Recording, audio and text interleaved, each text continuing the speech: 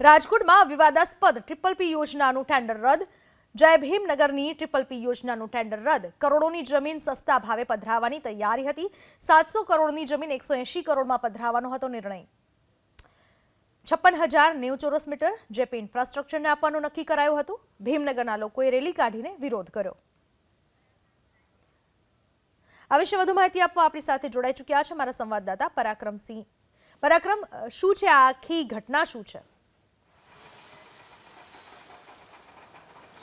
ચોક્કસ રાજકોટના નાના મવા વિસ્તારની અંદર ભીમનગર આવેલું છે અને ભીમનગરની જમીન પીપીપી યોજના હેઠળ 700 કરોડ રૂપિયાની જે જમીન 180 કરોડ રૂપિયાના આપી દેવાનો એક કારસો રચાયો હતો, જેમાં પાછલા બારણે અનેક મોટા માથાઓ જે છે તે રસ લઈ રહ્યા હતા.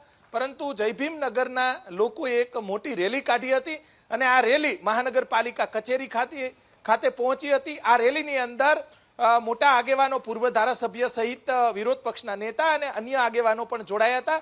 રેલીની અંદર મોટી સંખ્યામાં આ જય ભીમનગર છે તેના જે લોકો પણ મોટી સંખ્યામાં જોડાયેલા હતા. મહાનગરપાલિકાના કમિશનર સહિતના અધિકારીઓને જે તે સમયે રજૂઆત કરવામાં આવી હતી. 9મા મહિનામાં આ રેલી નીકળી હતી અને જે કરોડો રૂપિયાની જમીન ખાનગી બિલ્ડરોને આપી દેવાનો એક કારસો રચાયો હતો.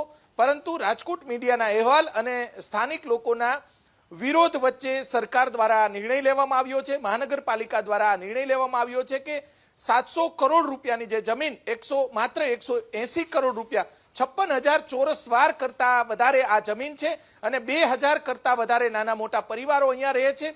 આ ટેન્ડર રદ કરવામાં, જે આપવાનું ટેન્ડર હતું તે પ્રસિદ્ધ જ કરવામાં આવ્યું નથી, જેને લઈને જે આખી પ્રક્રિયા છે તે રદ થઈ છે અને મોટી સંખ્યામાં જે તે સમયે સ્થાનિકો દ્વારા વિરોધ કરવામાં આવ્યો હતો. વિરોધ બાદ રાજ્ય સરકાર એક્શનમાં આવી હતી અને મહાનગરપાલિકા દ્વારા જે સમગ્ર ટેન્ડરની જે પ્રક્રિયા છે તે અત્યાર સુધીમાં વિરોધ વચ્ચે હાથ ધરવામાં આવી નથી. જી, આભાર આપનો તમામ માહિતી બદલ પરાક્રમ.